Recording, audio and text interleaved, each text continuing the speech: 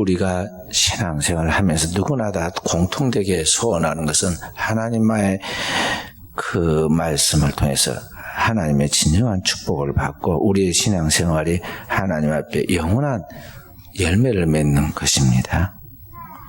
어떻게 우리가 이와 같이 신앙생활을 잘해서 하나님의 축복받는 사람이 될 수 있는가? 성경은 오늘 그 본문의 말씀을 통해서 우리에게 한 가지를 가르쳐 줍니다.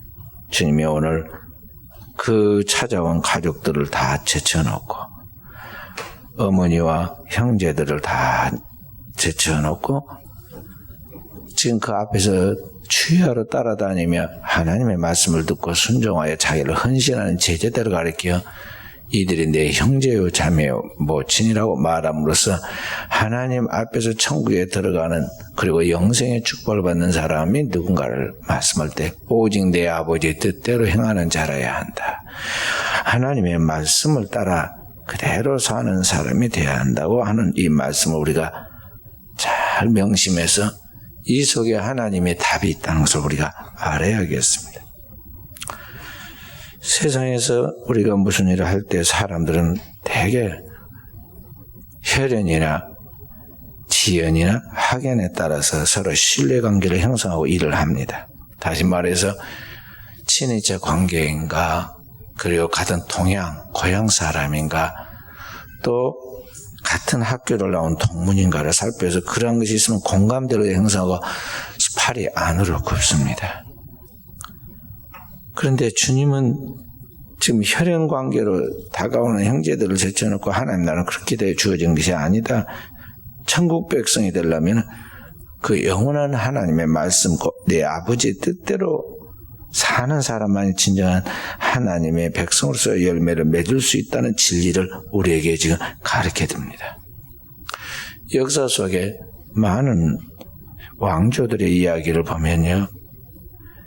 이제 일을 잘하고 서로 믿을 수 있도록 하기 위해서는 혈연관계를 중심해야 한다 생각해가지고 대개 보면 친인척들이 이제 옹립해서 왕을 세우고 그 모든 일을 정사를 맡아서 함께 일을 해갑니다. 그런데 나중에 보면은 이런 혈연관계가 형평성을 잃게 하고 공정함을 잃게 해서 백성들이 원성을 사서 그 큰 왕조가 무너지는 걸 보게 되죠.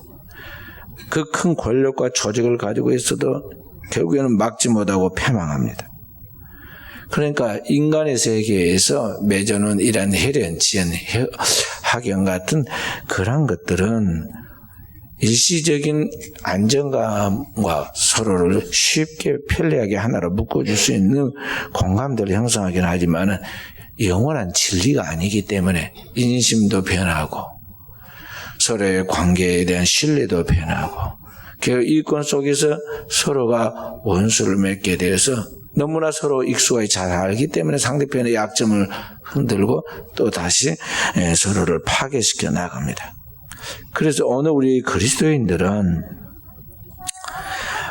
이 세상에서 진짜 하나님 앞에 복된 삶을 살아서 축복받으려고 하면은 이 세상 사람들이 사는 방식을 쫓아 살아서는 안 되고 다시 말해서 혈연과 학연과 지연의 그러한 것들에 매여서 사는 것이 아니라 그러한 것을 초월해서 그 영원한 하나님으로부터 나오는 그 입에 나오는 그 말씀, 그 진리의 말씀을 하고 그 진리의 말씀을 따라 살 때만이 우리의 영원한 하나님의 은총과 축복을 누릴 수 있다는 것을 명심해야 하겠습니다.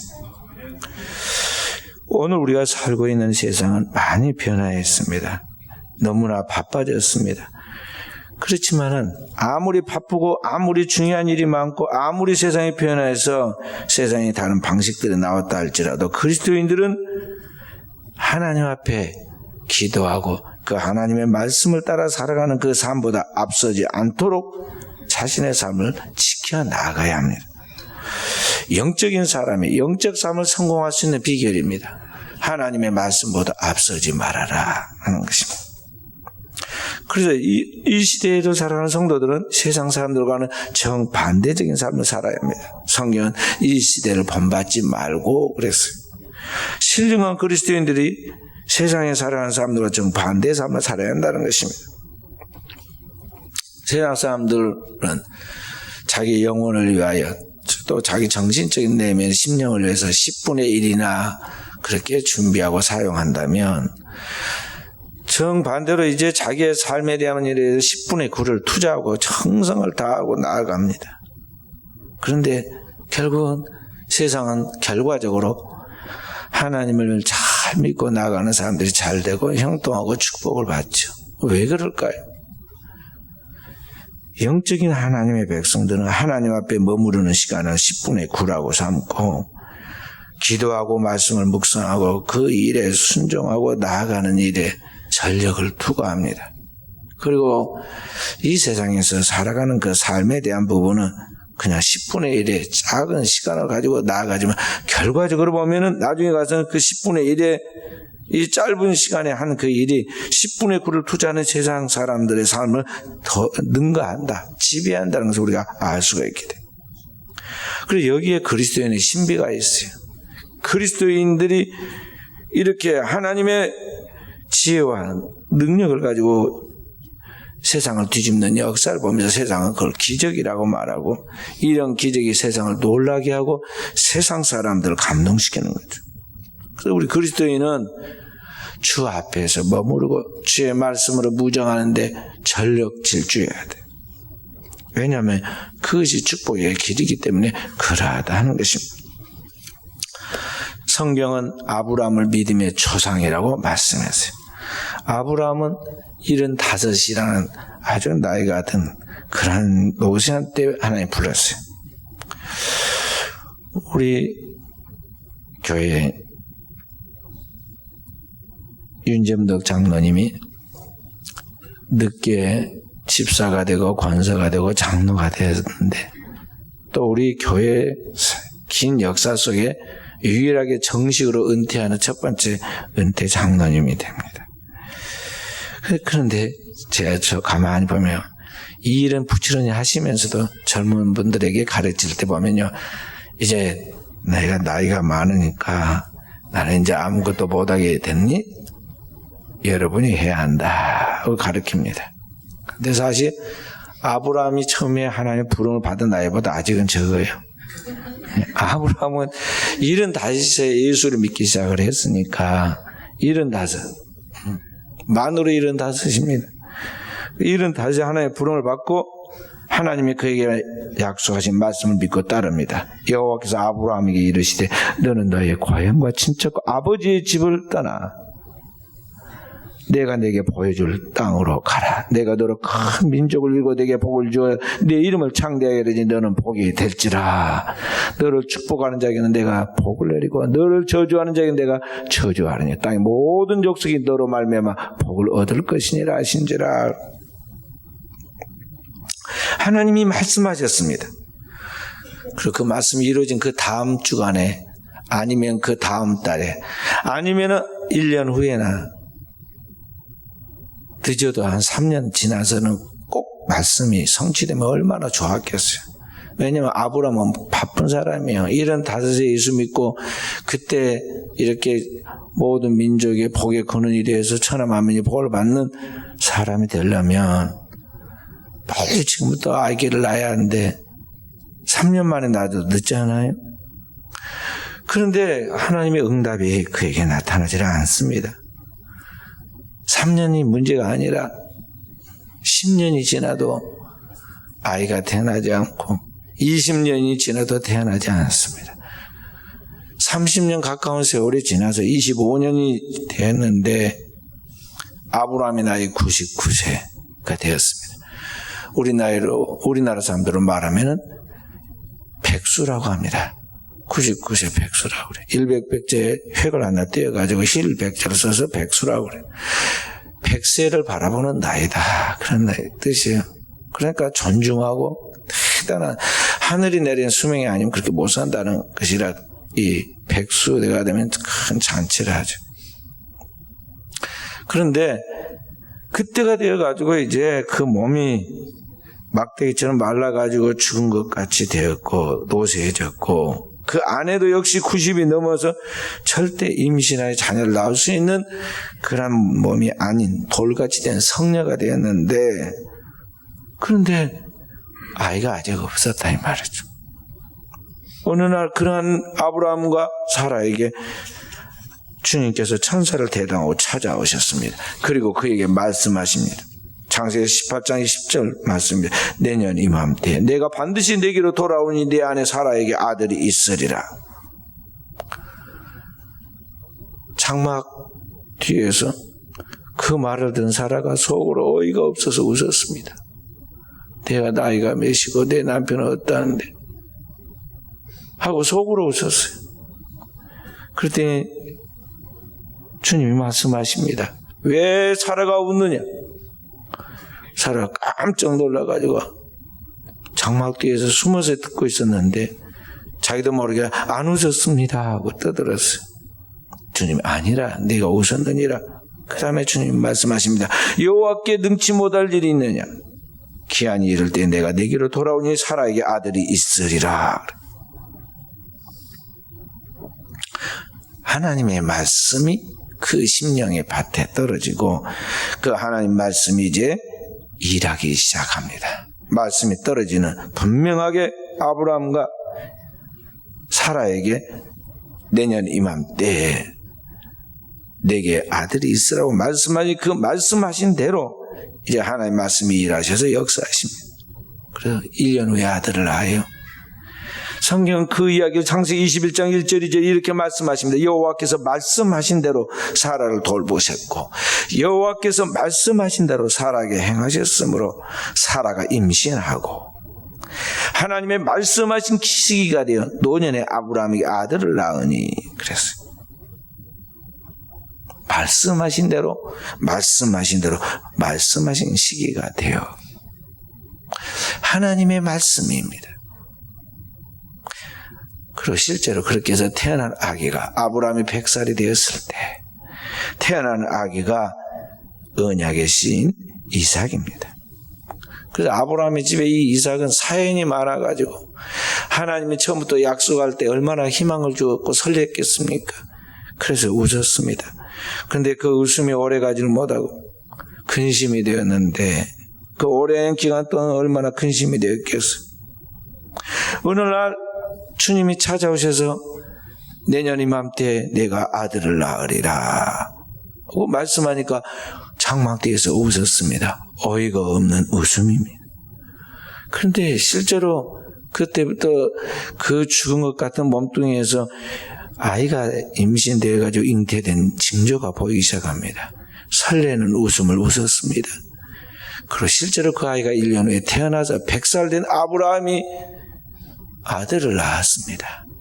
감격과 감동과 충격으로 진짜 웃었습니다. 그래서 그 아이를 인하여 사연이 많았는데 하나님이 재밌는 분이십니다. 그 아이의 이름을 웃음이라고 해라 그랬어요.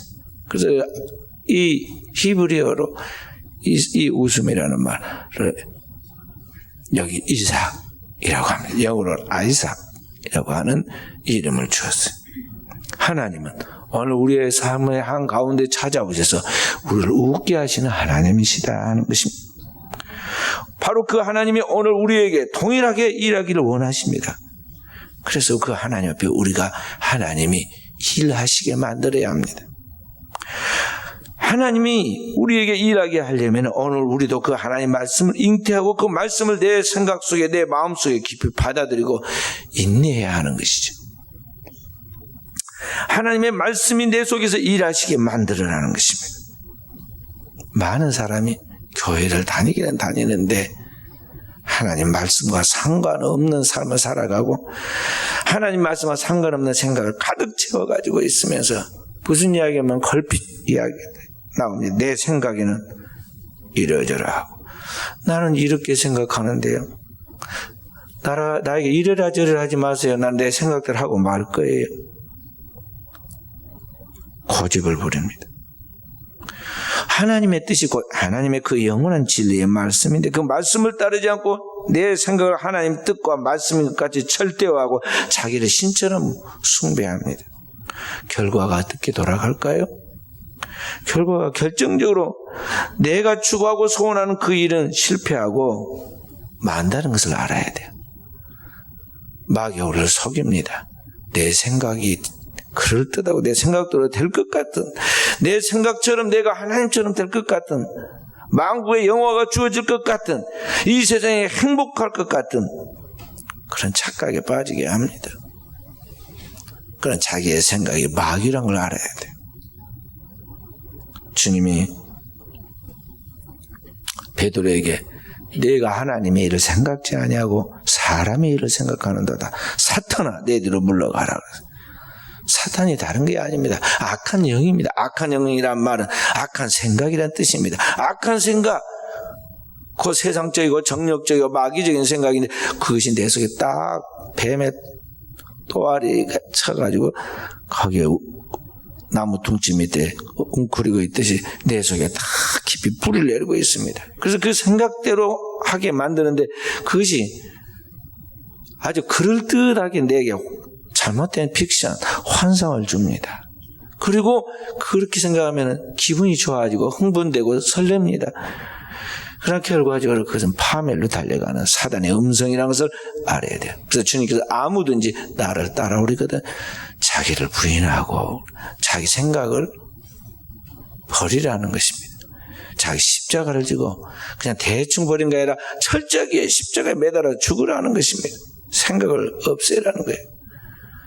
그리고 나를 쫓을 것이니라. 주님처럼 살아가라는 것인데, 다시 말해 주님의 생각을 가지고 하나님의 생각이 나를 지배하도록 가라는 것입니다. 그래서 그 영혼 하나님의 말씀이 나를 지배하고 그 말씀이 일하셔서 내 속에서 생산하도록 만들어야 한다는 것입니다. 그래서 사랑하는 성도 여러분, 여러분과 저에게 어떻게 하나님의 말씀이 나에게 일하시게 하는가? 말씀을 간과해서는 안 됩니다. 흘려버려서는 안 된다고 하죠. 세미하게 들리는 하나님의 영의 음성입니다. 강단에서 주의 종이 일반적으로 선포한 것 같은 설교의 말씀입니다. 때로는 신방을 가서 그 가정에 필요한 하나님의 말씀을 대언해 줍니다. 하나님을 한 귀로 듣고 한 귀를 여는 길가의 심령이 되어서는 안 됩니다. 하나님의 말씀을 다른 것으로 대체해서는 안 됩니다. 바꿔버린다는 거죠. 하나님의 생각을 인간적인 자기 생각과 치환해서도 안 돼요. 이렇게 하려고 그랬는데 나중에 딱 바꿔버려요. 더 좋은 것 같거든요. 그렇게 바꿉니다. 속아서는 안 됩니다. 하나님의 말씀을 내 생각을 가지고서 거스르는 자가 되어서는 안 돼. 성경을 완고하다. 완고한 자는 사신우상에 절하는 죄와 같이 우상 숭배하는 자가 똑같다는 것이죠. 그래서 파멸하는 거예요. 그 사랑하는 성도는 하나님 앞에 축복받는 비결이 딱 한 가지인데 그게 뭐냐면 오직 그 영혼은 하나님의 말씀만으로 나아가는 거예요. 그 말씀이 나를 지배하고 말씀을 따라 살아가는 것이다 하는 것입니다. 히브리서 4장 12절부터 13절에 말씀하고 있어요. 함께 읽어봅니다. 히브리서 4장 12절 13절. 하나님의 말씀은 살아있고 활력이 있어 좌우의 날선 어떤 검보다 예리하여 혼과 영과 및 관절과 골수를 찔러 쪼기까지 하며 또 마음의 생각과 뜻을 판단하나니 지으신 것이 하나도 그 앞에 나타나지 않음이 없고 우리의 결산을 받으실 이의 눈앞에 만물이 벌거벗음까지 드러나니라 그랬습니다. 하나님의 말씀은 살아있는 말씀이라는 거죠. 하나님의 말씀은 활력이 있다는 것은 하나님의 말씀은 살아서 움직이고 역사한다는 것입니다.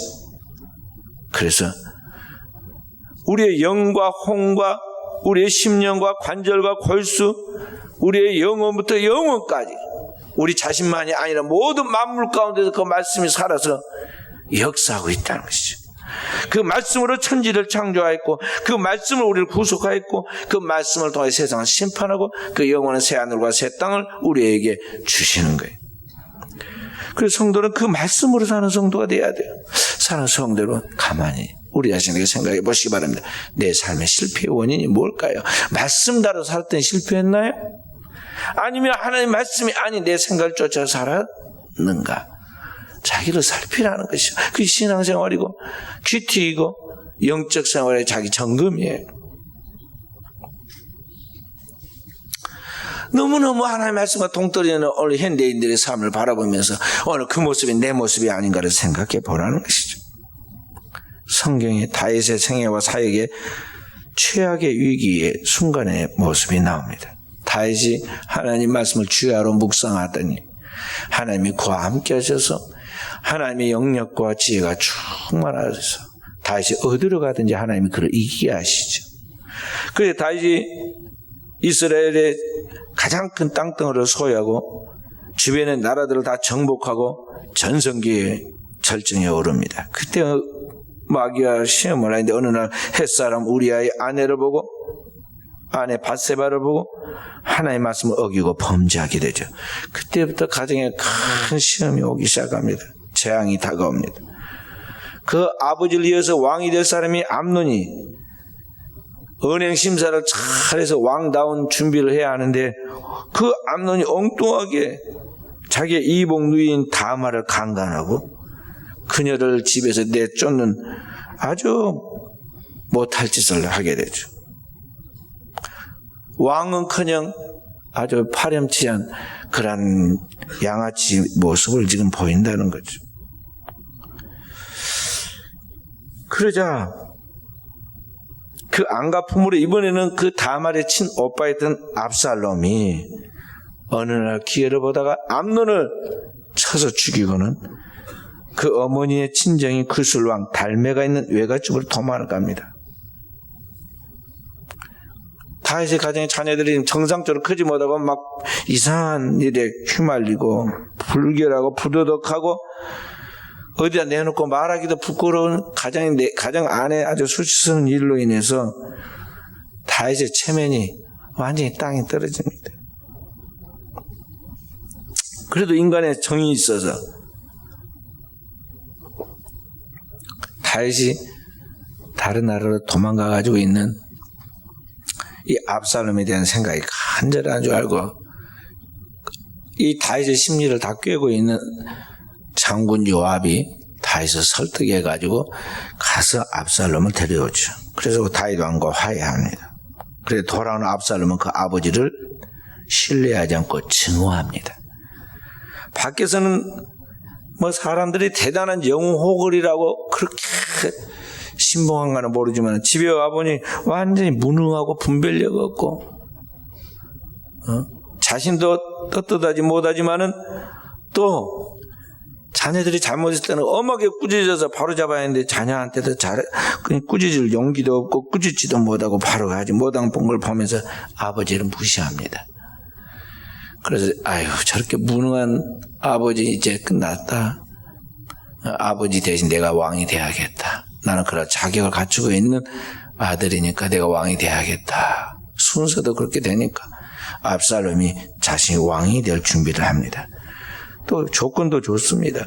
그 당대에 압살롬만큼 뛰어난 외모를 가진 사람이 없었다 그랬어요.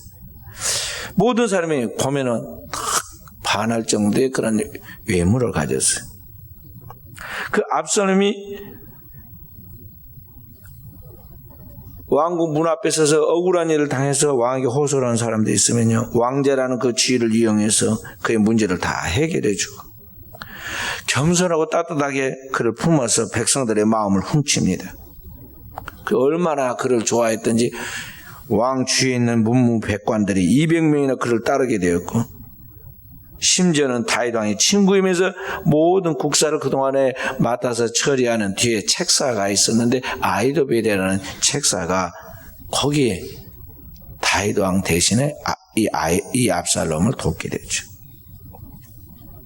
여기 아히도벨은 얼마나 지혜가 뛰어났든지 정확했든지 항상 다윗이 전쟁할 때마다 이 아히도벨의 말만 들으면 성공을 했어요. 숨은 지략가입니다. 그런데 그가 이제 압살롬의 편이 됐습니다. 성경이 이렇게 말하면 그때 아히도벨이 베푸는 계략은 사람이 하나님께 물어서 받은 말씀과 같은 것이라. 아히도벨의 모든 계략은 다윗에게나 압살롬에게나 그와 같이 여겼더라 그랬어요. 그래서 그 아히도벨의 계략을 따라 압살롬이 전쟁을 해가는데요, 순식간에 이 남쪽 헤브론에서부터 왕도가 있는 예루살렘까지 휩쓸고 대승합니다. 순식간에 예루살렘을 정복해 들어오는데 다윗이 얼마나 놀라고 급하였던지 도망을 치면서 백성들이 말합니다. 빨리 가자. 두렵건대 그가 우리를 급히 따라와 우리를 해하고 칼날로 성읍을 칠까 하노라. 그 얼마나 서둘러서 빠져나오든지 온 백성들이 그 허둥대는 다윗 왕과 그 모습을 보면서 큰 소리로 울고 기드론 시내를 건넜다 그랬어. 그렇게 해서 압살롬이 아주 쉽게 예루살렘 성을 빼앗고 그 나라의 정복자로서 왕의 이제 통치를 해갑니다. 나중에 보면 이 압살롬이 그렇게 성공을 했는데 어이없게 순식간에 전쟁에서 지고 죽게 돼요. 어떻게 그렇게 되는가? 이제 왕대에 도착한 압살롬이 그 명차로 뛰어는 아히도벨에게 다시 물었습니다. 어떻게 해야 할 것인가? 아히도벨이 말했습니다. 제게 군사 3,000명만 주면 오늘 다윗 왕을 급히 쫓아가가지고 다윗 왕을 쳐서 죽이겠습니다. 그럼 나머지 따르는 사람은 왕이 없으니까 결국은 다시 돌아올 것입니다. 아히도벨은 모든 것을 물어서 하나님께 물어서 받은 말씀과 같은 지혜를 가지고 지금 말했어요. 그 말은 한치의 착오도 없고 모든 걸 앞뒤로 재서 분명하게 이야기하는데 사람이 안 되려고 하니까 망하려고 하니까 그 말을 안 듣습니다. 엉뚱한 이야기를 듣는데 누구 이야기를 듣느냐 하면 간첩 이야기를 들어요. 압살롬에게 누가 들어왔느냐 하면은 다윗 왕의 친구이면서 군대 장군이었던 후세라는 사람이 있었는데 그가 거짓 계략으로 압살롬에게 항복해서 들어왔습니다. 두 손을 들고 압살롬 왕 만세, 압살롬 왕 만세를 외칩니다.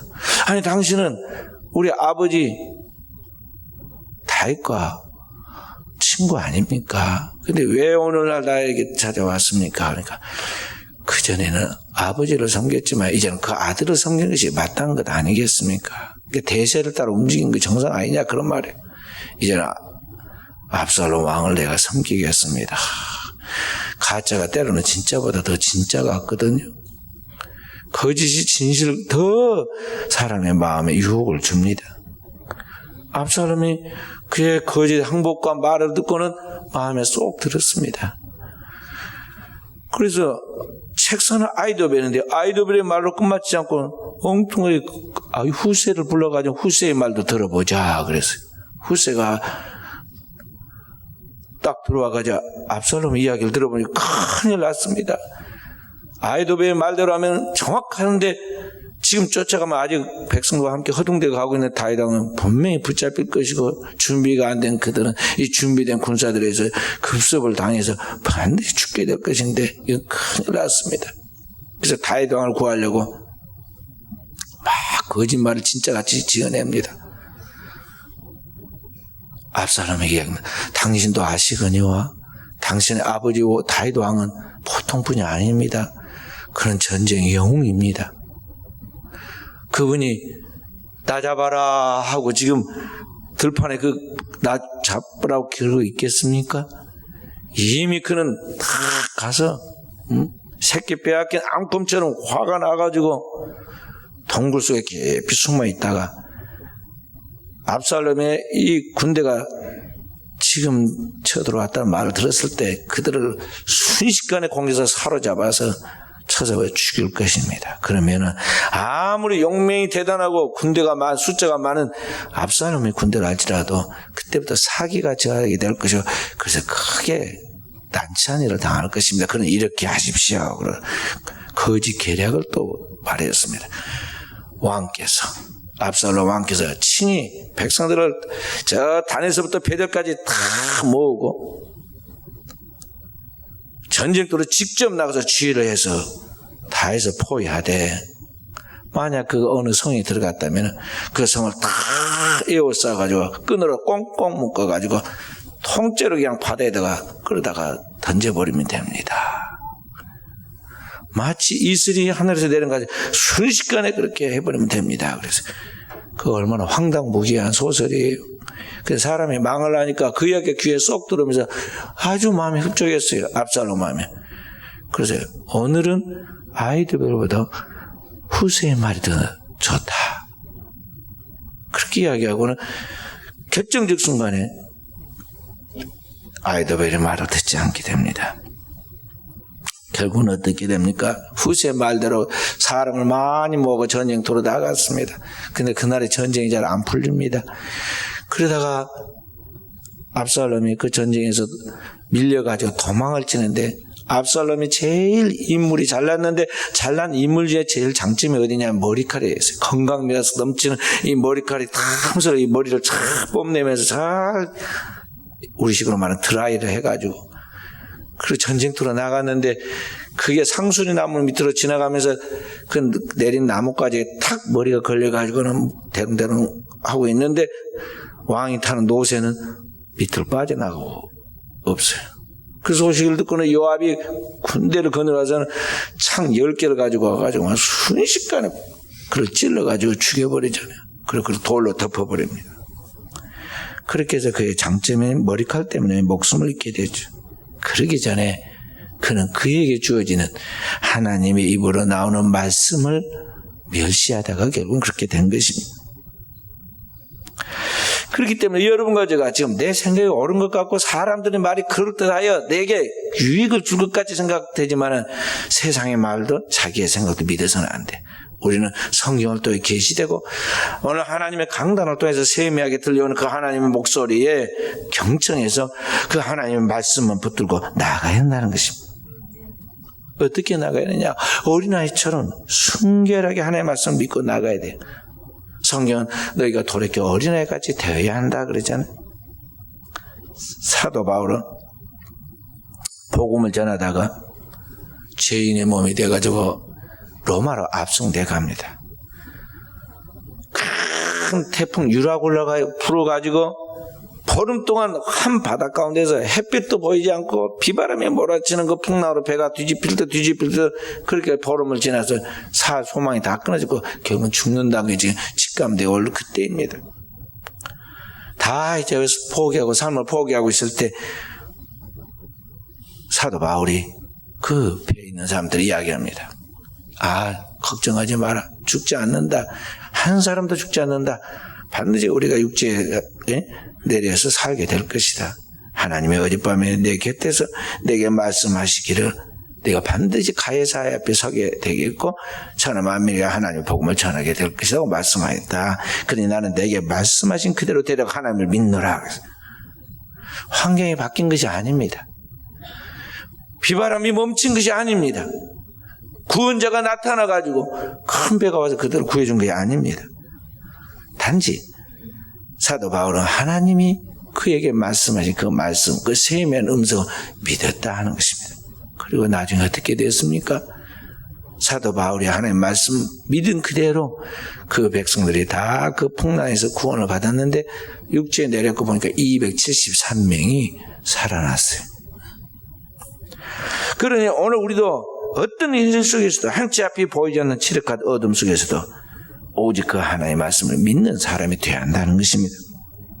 더 나아가 오늘 우리가 하나님의 말씀을 믿었으면 믿음으로 담대하게 행동해야 돼요.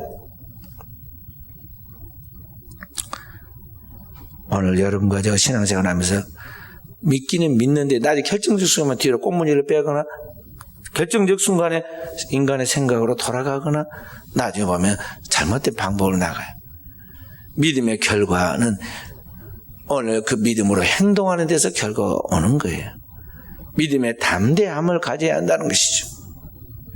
히브리서 10장 35절의 말씀부터 그렇게 말씀하고 있습니다. 히브리서 10장 조금 더 넘기면 10장 35절 말씀. 그러므로 너희 담대함을 버리지 말라. 이것이 큰 상을 얻게 하느니라. 너에게 인내가 필요하면 너희가 하나님을 뜻을 행한 후에 약속하신 것을 받기 위함이라. 잠시 잠깐 오면 오실 이가 오시니 지체하지 아니하시라. 나의 의인은 믿음으로 말미암아 살리라. 또한 뒤로 물러가면 내 마음이 그렇게 기뻐하지 아니하리라 하셨느니라. 우리는 뒤로 물러가 멸망할 자가 아니요 오직 영혼을 구원하며 이르는 믿음을 가진 자니라.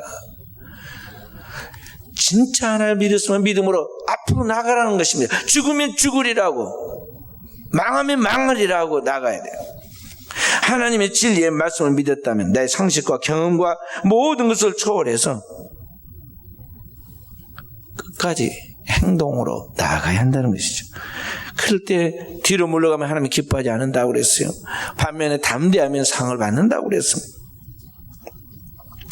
제가 지난 총회 104회기에 군경교정선교부 부장으로 출마했어요. 아무한테도 이야기하지 않고 3주 전에도 말하지 않고 3주 전에 됐을 때 총회 우리 직원들한테만 2사람한테만 말하고 교회다가도 정식으로 말하지는 않고 출마를 했습니다.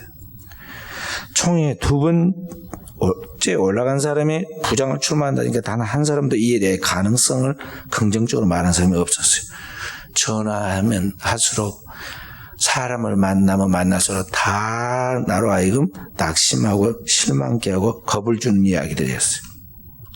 그래서 저는 하나님 말씀을 기도하고 분명하게 확신을 하나님 말씀을 받았기 때문에 나는 말씀하신 그대로 되려고 믿었어요.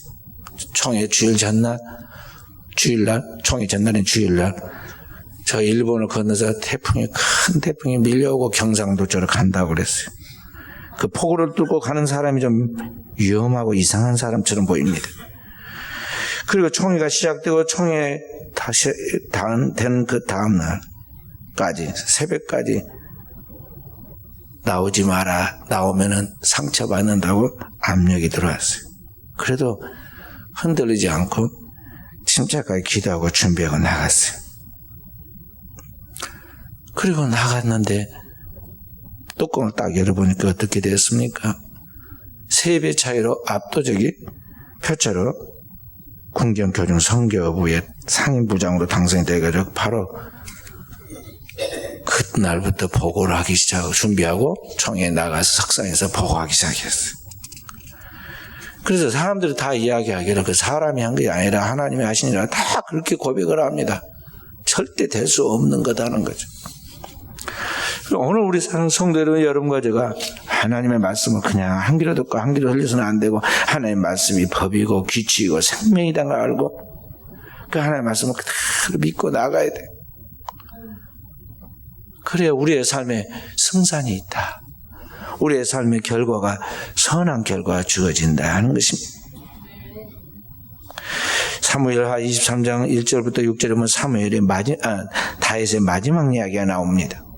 다윗 왕이 마지막 한 이야기가 뭐라고 하냐? 여호와의 영이 나를 통해서 말씀하시며 그의 말씀이 내 혀에 있도다. 하나님의 성령이 그에게 말씀하셨다는 거죠.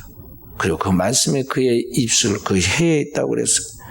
하나님이 나와 더불어 영원한 언약을 세우사 만사에 구비하고 견고하게 하셨으니 하나님께서 그에게 주신 영원한 언약이 있는데 그 약속하신 그 말씀이 그를 견고하게 만들었고 그를 구원시켰다는 거죠. 하나님이 약속하신 그 모든 말씀대로 나의 모든 구원과 나의 모든 소원을 어찌 이루지 아니하시라 그랬습니다. 반면에 그러나 사악한 자는 다 내버리지 가시나무 같으니 이는 손으로 잡을 수 없습니다. 사악한 자는 결국 놓친다는 것이죠. 사악한 사람이 어떤 사람입니까? 하나님의 말씀을 바꿔가지고 믿지 않고 자기 마음대로 나가는 사람, 세상의 악한 생각을 따라 나가는 사람, 자기 깨대로 나가는 사람이 바로 사악한 사람이에요. 그러니까 하나님의 말씀은 본래 그 자체가 선한 것이지만 그래서 우리가 내 속에 들어와서 끝까지 순결하게 그 말씀을 풀어내야 하는데 그 말씀을 내 생각으로 바꾸고 인간적 생각으로 바꾸고 세상적인 것으로 바꿔 나갈 때 그게 그 타락한 것이고 세속적인 것이고 그게 마귀적인 것이고 사악한 것이라는 것이죠. 프랑스를 대표하는 교육자 루소가 쓴 명작인 이 에밀이라는 소설에 이렇게 말합니다. 조물주의 손에서 떠날 때는 모든 것이 선하지만 인간의 손으로 넘어오면 모든 것이 악해진다. 하나님의 손에서 나오는 것은 다 선하게 나왔지만 인간의 손에 들어와 가지고 나가는 것은 다 악해지고 만다는 것이죠. 인간의 생각도 그러하다는 것이죠. 하나님의 말씀이 순결하게 그 속에서 뿌리내리고 자라서 열매를 맺어서 30배, 60배, 100배의 창조적 결산을 나타내야 하는데 그래야 세상에 하나님의 빛을 내고 하나님의 영광을 나타내는 것인데 우리가 그것을 인간의 생각으로 세상적인 생각으로 바꿔가지고 혼합시켜가지고 치환시켜가지고 대치시켜가지고 완고하게 거슬려가지고 이상한 괴물단지를 끄집어내는 거예요. 그러니 가시와 나무와 엉겅퀴에 열매를 맺고 시들시들한 열매 없는 자갈밭에 결실을 거두고 빈 껍질로 가득한 길가에 떨어진 씨앗처럼 열매가 없는 결과를 가져온다는 것이죠. 그래서 사는 성도들 여러분과 제가 하나님의 말씀으로 살아야겠어요. 신명기 8장 3절에 출애굽한 이스라엘 백성들에게도 새로운 인류를 시작하는 그 인류를 향해서도 주님께서 마태복음 4장 4절에 말씀하셨어요. 사람이 무엇으로 살 것인가? 오직 하나님의 입으로 나온 말씀으로 살 것이니라 그랬어요. 하나님의 말씀으로 살아야 한다는 것이죠. 사랑하는 성도 여러분과 제가 무엇으로 지금 살아가고 있습니까? 집에 팔아놓은 쌀, 그 밥 해먹고 양식으로 살아간다고 지금 삽니까? 무엇으로 살아가고 있습니까? 통장에 저금 좀 해놓고 그게 좀 안심이 되는데 그 돈으로 살아가고 있습니까? 그것은 영생을 얻지 못합니다.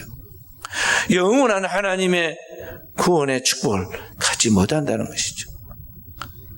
하나님의 입으로 나오는 그 말씀이야 합니다. 하나님의 입으로 나오는 그 영원한 말씀이 무엇입니까? 그것이 곧 하나님이신 예수 그리스도입니다. 하늘로부터 내려온 산 떡이 무엇입니까? 예수 그리스도가 하늘로부터 내려온 생명의 떡이고 산 떡이라고 그랬습니다. 그 예수 그리스도에게서부터 그 영원한 진리의 하나님의 구속의 말씀이 구원의 말씀들이 나오고 있는데 그 하나님의 말씀으로 오늘 우리가 살아야 한다는 것입니다. 그 말씀을 먹고 그 말씀을 마시고 그 말씀으로 주어지는 힘으로 살아가야 한다는 것이죠. 오늘 주일 아침 새로운 한 달을 시작하면서 사는 우리 귀한 성도는 우리의 삶에 열매가 있습니까? 한 해의 결산을 보면서 내 삶에 어떤 삶에 열매가 있느냐 하는 것이죠. 하나님은 우리의 농사를 짓는 농부이시라 그랬습니다. 우리의 심령의 밭에 하나님 말씀을 주시고 어떤 열매를 맺는가 결산하시는 하나님이십니다. 한 해를 다 지나가면서 내 삶에 어떤 열매가 있는가 우리는 주님 앞에 결산을 준비해야겠어요. 썩는 양식을 위하여 일하지 말고 썩지 않는 양식을 일하는 사람이 되라고 주님 말씀하십니다. 그 하나님의 말씀을 통해서 하나님의 생명의 열매를 맺는 사람이 되어야겠다는 것이죠. 오늘도 하나님 앞에 진리의 성령 우리의 마음을 두드리고 우리의 생각을 감하여 조율하고 하나님께서 우리의 삶을 지금 채찍질할 때 그 영원한 하나님 말씀이 내 속에서 일하시게 해야 합니다. 옥토에 떨어진 씨앗처럼 그 하나님 말씀이 자라게 하고 그 하나님 말씀이 성숙하고 성화를 일으켜서 그리스도의 형상을 만들어내게 하고 그 말씀을 통해 우리를 재창조하여 하나님의 영광을 드리는 그리스도의 창조한 분량에 이르도록 만드신 그 하나님을 우리가 돕는 사역자들 되어야겠어요. 이 아침도 주님 앞에 주님 나를 만들어 주십시오. 진정한 하나님의 말씀에 걸작품 되도록 하나님의 성령이 성경의 진리의 말씀을 통해서 오늘 나를 주님의 거룩한 사람을 만들어가는 주님의 작품이 되게 해주십시오. 기도하여 하나님의 응답을 받고 하나님의 거룩한 열매를 결산하는 쓰임받는 우리 사람 모든 성도 되어지기를 주의 이름으로 축원드립니다.